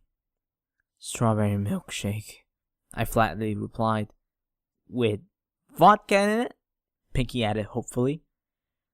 Flavor notwithstanding, I was sorely tempted, but eventually decided against it. I shook my head. "Oh, that's good, I guess," Pinkie said. "I don't have any booze anyway." You don't?" My brow furrowed. "Then what's with the whole bartender thing? It's fun." Pinkie plunked my milkshake onto the counter in front of me, then started mopping the counter with her rag. "Besides, every pony knows that no pony lends a sympathetic ear like the friendly barkeeper." I slid a few bits over the counter. "Sympathetic ear?" I repeated. "Does that mean you want me to talk about what's bothering me?" Pinkie smiled. "Duh! What are friends for?" She scooped up the bits. "Good question," I replied, staring into my milkshake. I took a long drink, then hesitantly spoke up. "Pinkie, do you think I'm freaky and judgmental?" "What? No, of course not. Unless..." Pinkie paused, tapping her chin. "Well, actually, I suppose you can be a little judgmental at times, and you do get kind of freaky whenever you go super OCD, but other than that, nah." "Why do you ask?" I grimaced. I sort of had an argument with Rainbow Dash earlier today. "Really? What about?" Pinkie asked. "Well, no pony bothered telling me there's a vampire in town, biting ponies." Pinkie giggled. "Well, that's what vampires do, silly. What else would you expect?" I sighed. "Yes, but No pony said there was a vampire in the first place. Huh? Pinky tilted her head to the side. How could you not know? I mean, you're you. I may be pretty smart, Pinky, but I'm not omniscient. But, Pinky's brow furrowed, how could you not know you're a vampire? I blinked. What? I'm not a vampire. Pinky's jaw dropped.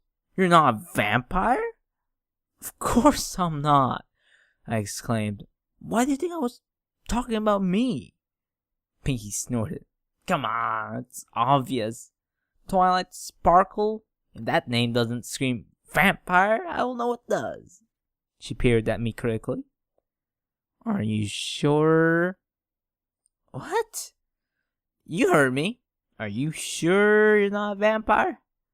I'm positive, I growled. Oh, positive? Pinky asked. I glared at her.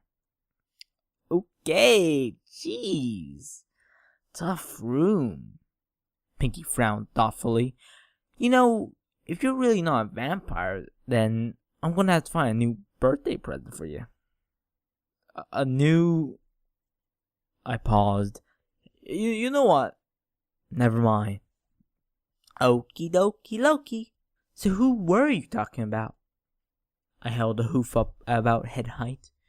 She's about this tall, has pink mane, lives in a cottage near the Everfree Forest. I said flatly. She likes animals. Perhaps you know her. The bell above the door jingled again. I ignored it. Pinky's eyes widened. Oh, you mean Fluttershy? Everyone knows she's a vamp. She grinned. I remember thinking about her when I first heard your name, because you said something like, hello, my name's Twilight Sparkle. And I thought something like, oh my gosh, another vampire. I bet Fluttershy would love to meet her. They would totally be vampire buddies, and then Look, Pinky, I think I get the idea. I said quickly, but you're missing the point. Today was the first I've even heard of this. Oh, Pinky said. So that's why you got in a fight with Dashie? Because she didn't tell you? Well, not exactly. I frowned.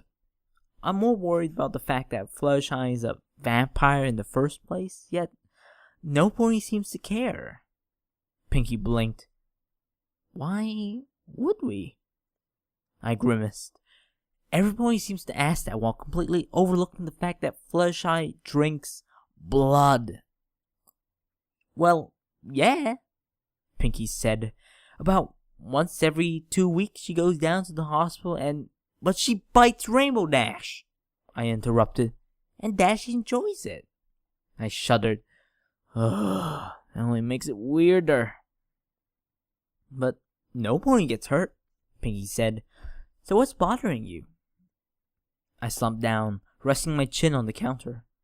I'm not even sure I know. It's just... I paused, trying to collect my thoughts. After a long moment, the words just came pouring out. Well, I guess I thought I knew Fluttershy, but it turns out there's this whole other side of her, and suddenly it's like she's this completely different pony. If she could still be called a pony at all. I took a deep breath. And yet, at the same time, she isn't any different at all. So I don't know what to think.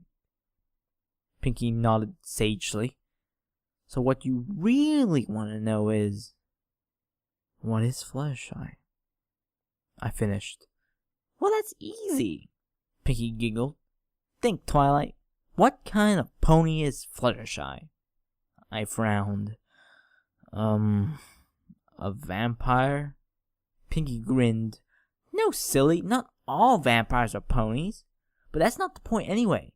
What kind of pony is she? A pegasus? I answered. Pinky nodded. Yes, she is. But that's not what I meant either. What's Fluttershy's cutie mark?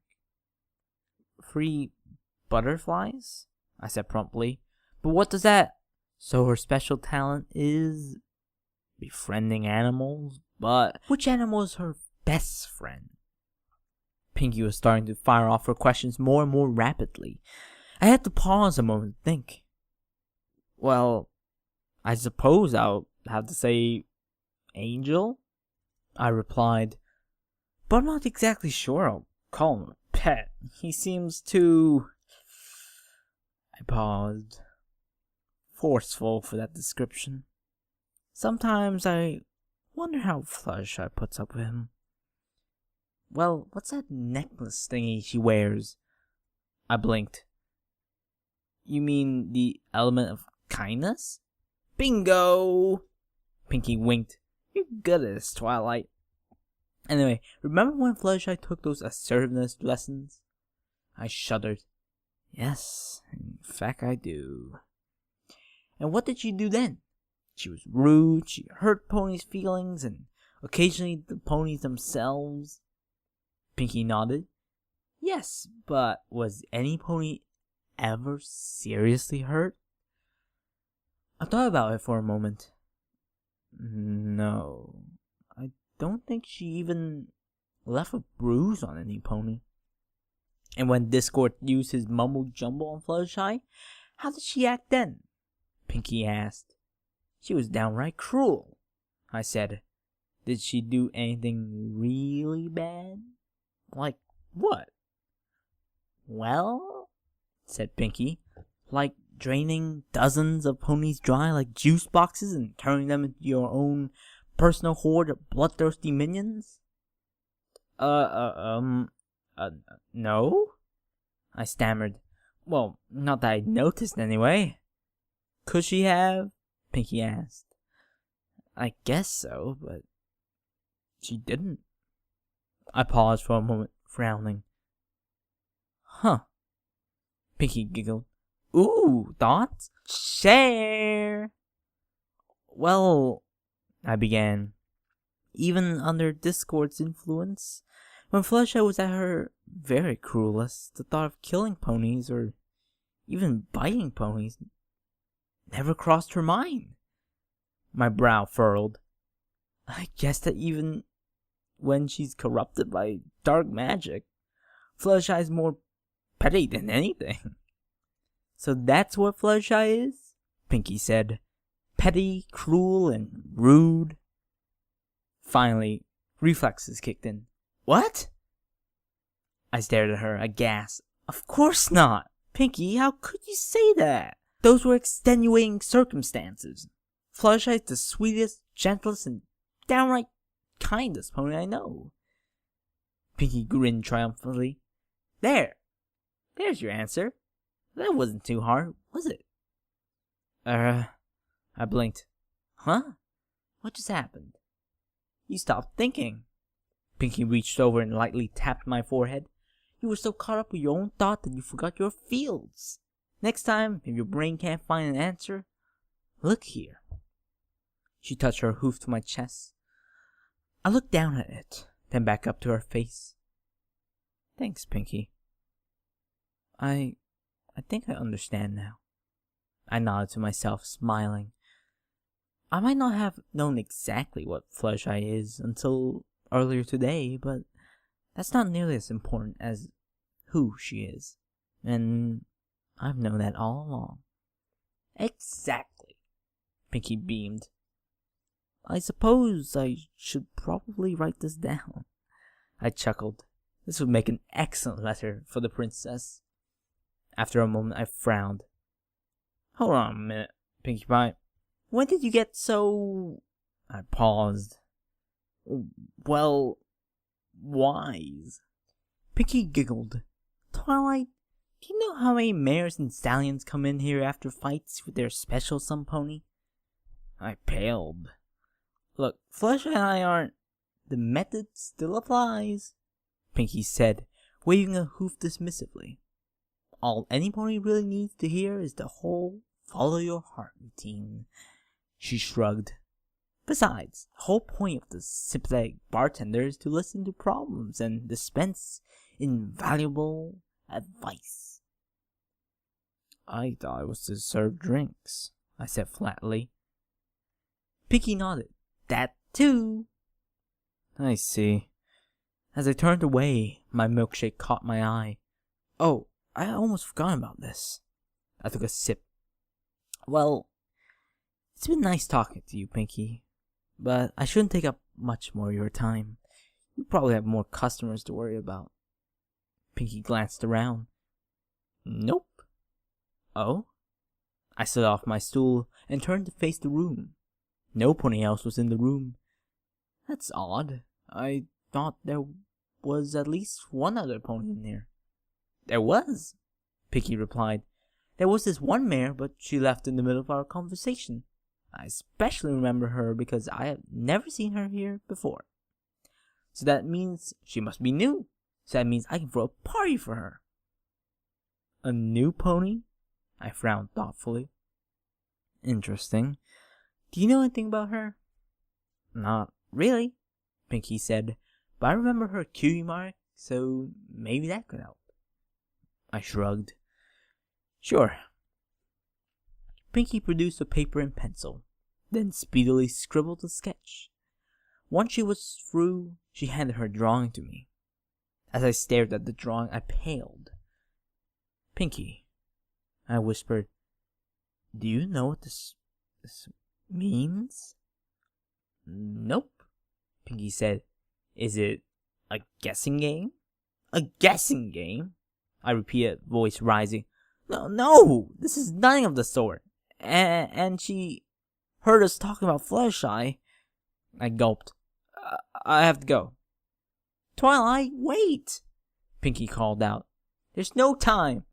I ran to the door and threw it open, then galloped away, leaving behind the sketch of a wooden stake impaling a clove of garlic.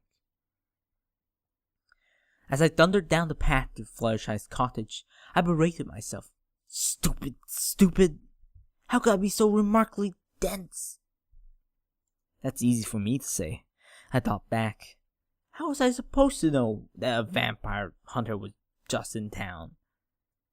I should have known better. I should have known that not every pony is as accepting as... I skidded to a halt. Hold on. Am I actually arguing with myself? After a moment, I shook my head irritatedly, then started galloping again. There were more important things happening, or they would happen, at any rate, if I didn't stop them in time. I certainly hoped that they hadn't happened yet. I found myself thinking of a small pile of dust on the floor of an empty cottage. As I ran, I tried to push the image out of my mind, but it kept rising up. By the time I reached the cottage, I was already hyperventilating again. When I saw the dark shape crossing the bridge, my heart skipped a beat. Quickly, I drew in a breath and fired off the teleportation spell. In a flash of light, I appeared right in front of the pegasus. She flinched, wings flared. Blaze on fire! What in the blazes think you're doing? She hissed in an Australian accent. What thing I'm doing? I exclaimed. What are you doing? I think you've already got a rather good idea of what I'm gonna do, the mare replied. She gestured her head to the various objects she carried. A cookery sheet just within comfortable reaching distance of her mouth. Vials of soda water on a bandolier draped across her back. A wooden stake strapped to the hoof of her hind leg. She lifted the leg in question. One swift buck ought to be enough. I paled. What? No! Snarling, I took a step forward and lowered my horn. You can't do this. The vampire hunter shook her head regretfully. You know as well as I do what she is and what she's doing. You said it yourself, miss. That cherry pink pal of yours, that vamp's been buying ponies. She fluttered around me and continued down the path. Some ponies gotta stop the thing before it's too late. In another burst of magic, I popped back in front of her. The thing? For your information, that thing is my friend, and she hasn't hurt any pony. She was your friend? As the pegasus landed softly, she stared at me pityingly. In that case, my apologies, but what's in there ain't the pony you used to know.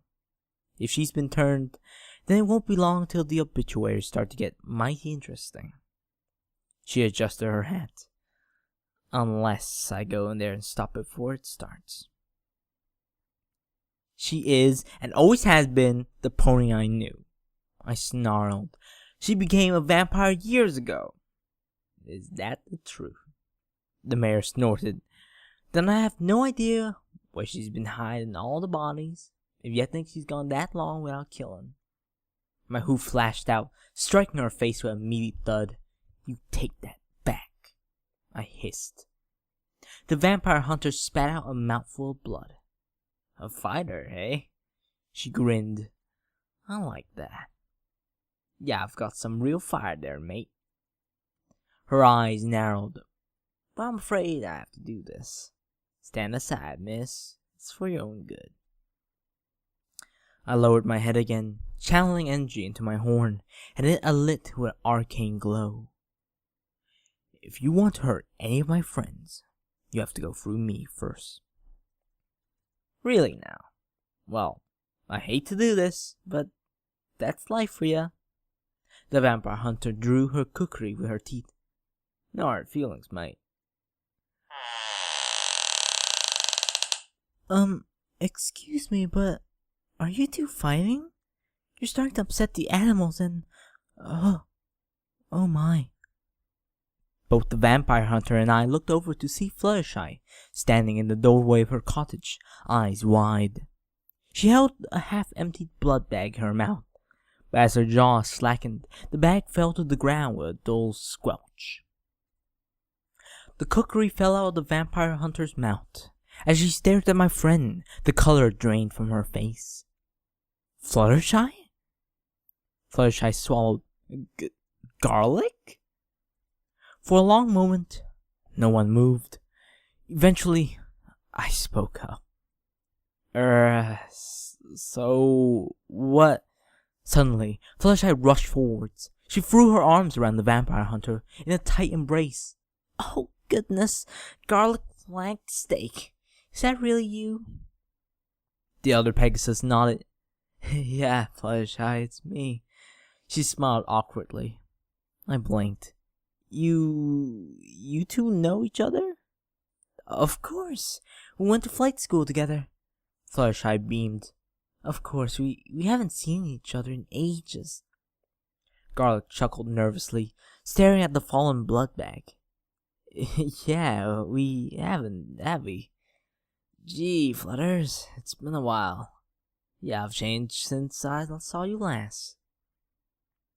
I suppose I did, didn't I? Fluttershy said. I've made more friends, contracted vampirism. She tapped her chin thoughtfully. Oh yes, and I still didn't have my cutie mark when we last saw each other, did I? Garlic blinked. Nah, I guess not. Fluttershy smiled, then turned to display her mark. See, I take care of animals now. What about you? Me? Garlic's eyes widened. Well, She glanced down at her own cutie mark. I'm a garlic farmer. Yeah, that's it. What? I stepped forward. That's not true. She's a... Oof. Garlic had elbowed me in the side. She saw a pleading glance towards me.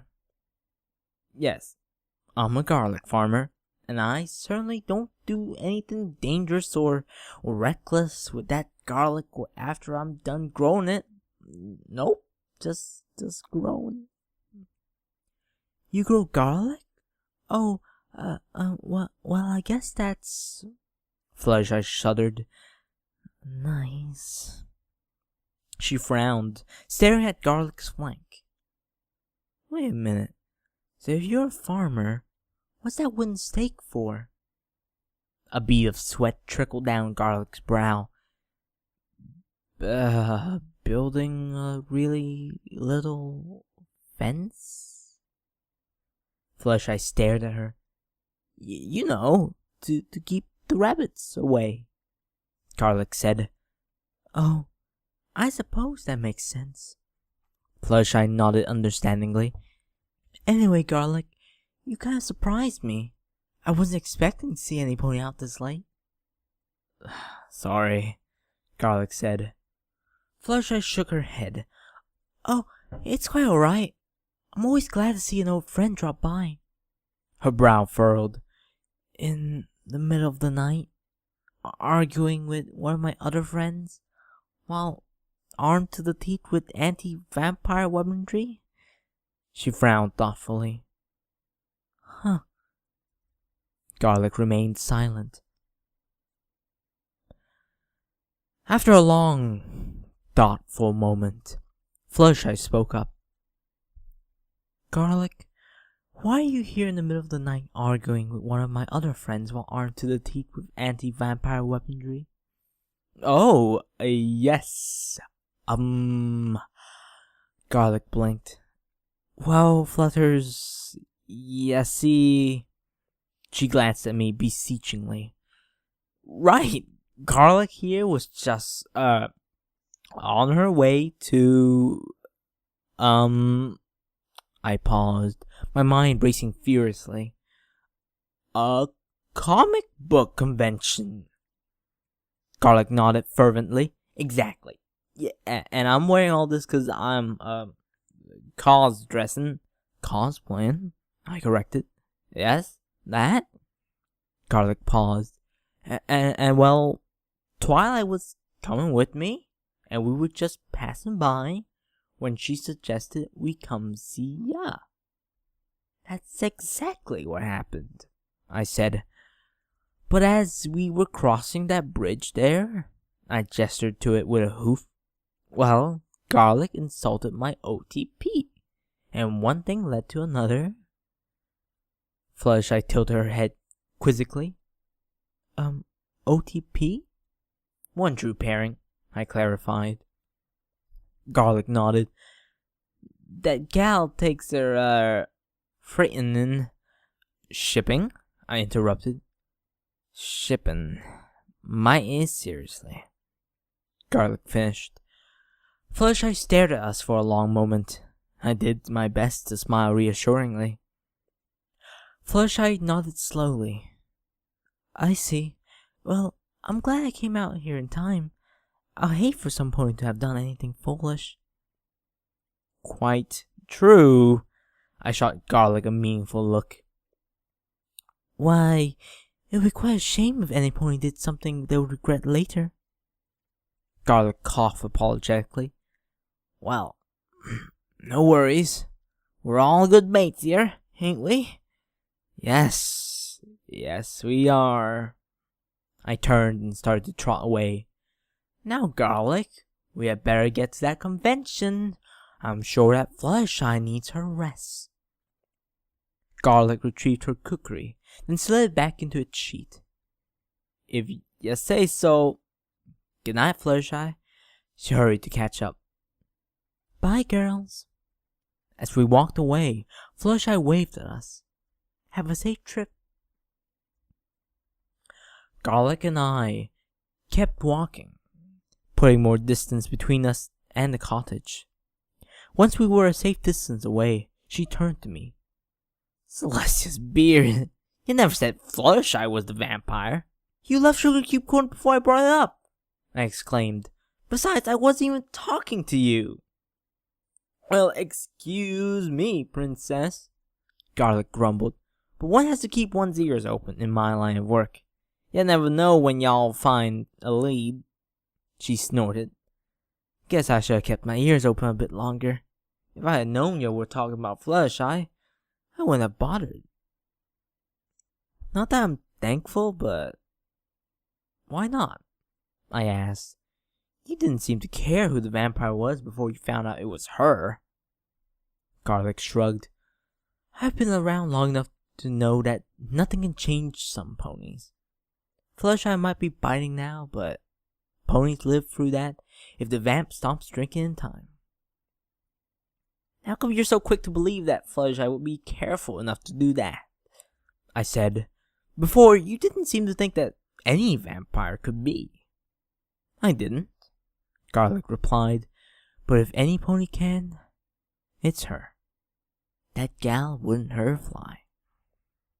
She chuckled. Heck, judging by her cutie mark, she would befriend the fly.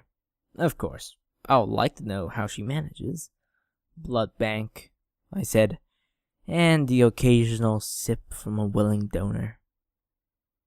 Garlic nodded. Clever gal. I'll have to remember that. So you're letting her go just like that? I said. Garlic stared at me. Well, yeah, I guess. I eyed the vampire hunter suspiciously. It could be a bluff, I thought. She might be planning to circle back later. Apparently, Garlic could tell that I was thinking, because she raised a hoof defensively. Look, mate, I'm not in this whole vampire business out of some kind of hatred of them or anything. I just wanted to protect ponies. She glanced back towards the cottage, and I can see that Flutters ain't gonna be a threat. So let's just leave it be, alright? I glared at her for a moment before answering. Very well. But if anything happens to Fluttershy, and I learn that you're even indirectly responsible, then I won't be too pleased with you. I narrowed my eyes. Am I clear? As crystal. Garlic said hurriedly. You won't get any trouble from me. Just don't tell Fluttershy what I really do, will ya? I hate for her to find out. I sighed. Fine, but do you have any other business in Ponyville? Nah, I was just passing through in the first place. I caught word of a rather nasty coven of vamps holed up in the Hookle Valley, you see? Garlic replied, The Hookle Valley is over 600 miles away, I said flatly. Garlic blinked. It is? But I traveled over 600 miles to get here. After a moment, her eyes narrowed. Well, that's the last time I buy a map from Gypsy Ponies.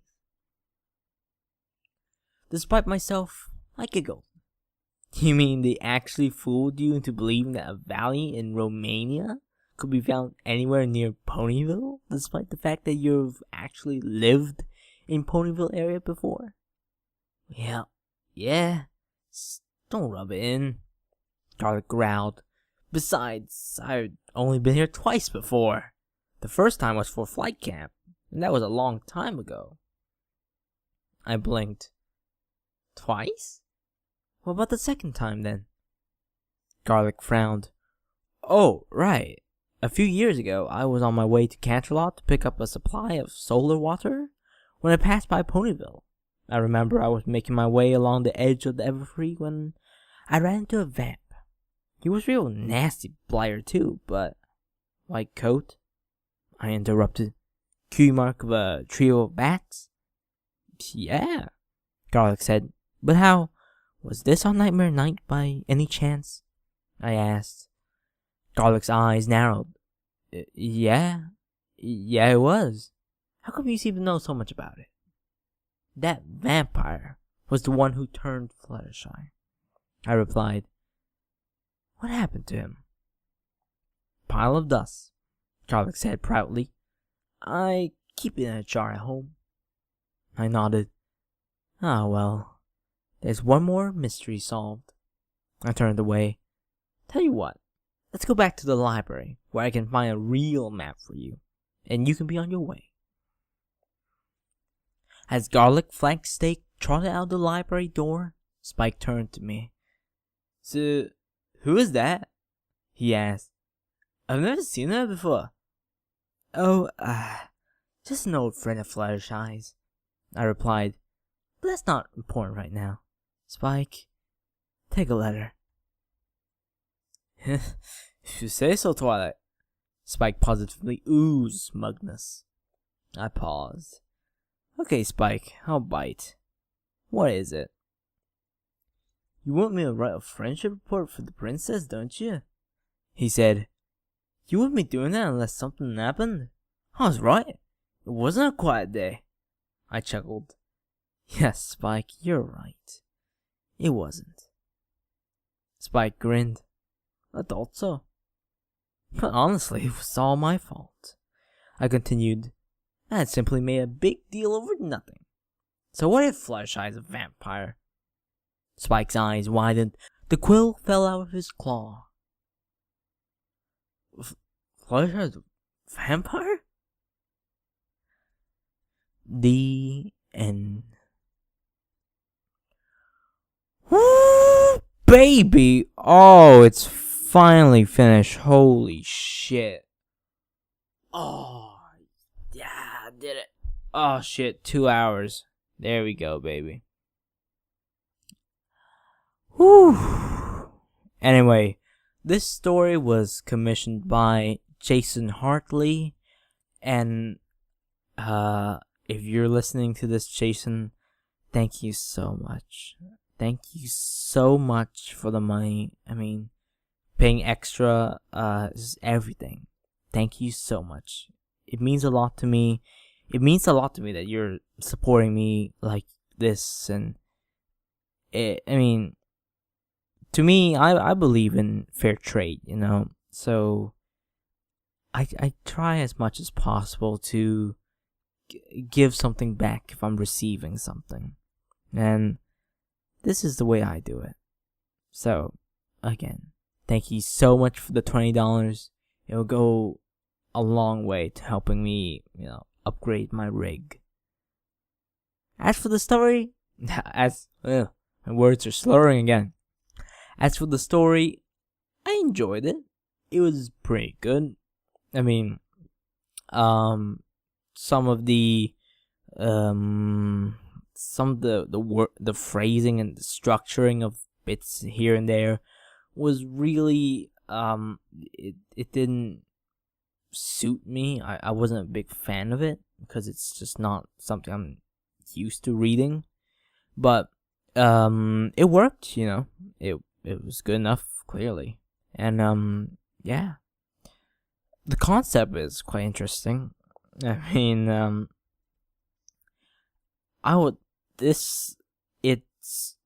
wow. This story is a very tight package. It does everything it needs to. It sets up all the situations, all the issues, and it just rolls. Beginning to end, everything gets solved.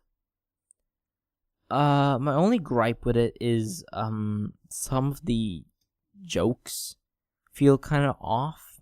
I just didn't find them all that funny, but then again, that's comedy. You can't hit every home run.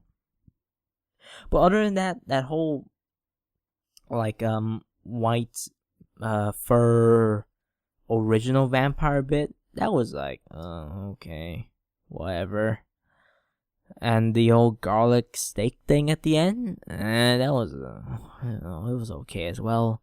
Wasn't a big fan, but it wrapped everything up nicely in a very, again, tight package. And I respect stories that end in a neat manner like this. So huge props to the author. As for my reading, I don't know.